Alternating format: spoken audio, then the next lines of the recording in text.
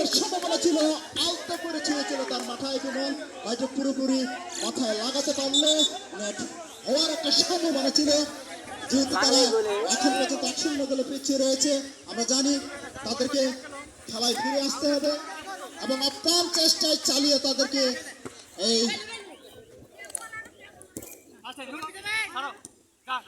নুরুজ্জামান কাটানোর চেষ্টা, কিন্তু সেখানে আলমচার ছিলেন, কিন্তু সেখানে আলমচার করা পাহারা তাপস হৃদয়,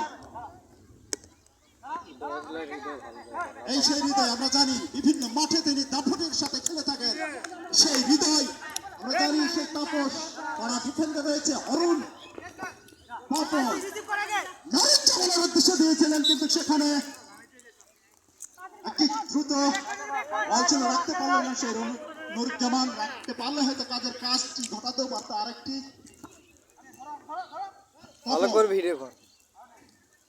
রাখতে পারলেন না।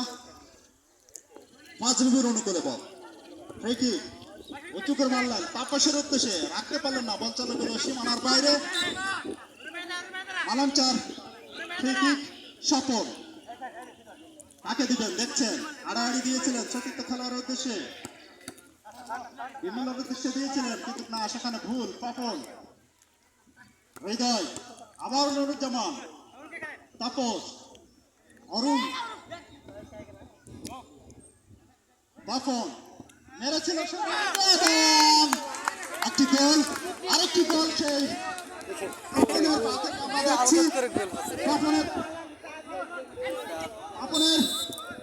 আরে গোল হয়েছে, এই পাশে লাগিয়েছে তো বারের পোস্টের বারের মধ্যে লেগে বলটি ঢুকে গেছে ভিতরে। আমরা হয়তো অনেকেই দর্শকরা হয়তো এটাকে গোল মনেই করিনি, হয়তো দেখতে দেখতে এই দুটি গোল তারা লুফে নিয়েছে সেই 5 ফুটবল একাডেমি। আশা করব আলমচার তারা মাঠে ফিরে আসবে খেলায় এবং গোল পরিশোধ করে তারা আবার সমতায় এসে তাদের প্রতিপক্ষকে এগিয়ে নিয়ে যাবে। দেখা যাক, আক্রমণে যাওয়ার চেষ্টা ছিল, কিন্তু না, সেখানে ক্লিয়ার করলেন পাঁচবিদ ডিফেন্ডার অরুণ।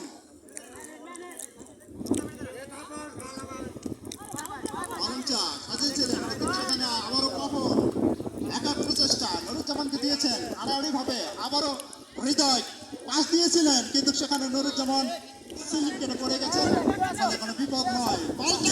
সদর মেরেছিলেন, কিন্তু সেখানে সজাগ ছিলেন সে অনেক পাঁচবিবির কড়া পাহারায় রয়েছেন তিনি। কিপার বলিং করে বলটিকে বাইরে ফেলে দিয়েছিলেন। পরবর্তী দল আমি সোনাপুর এবং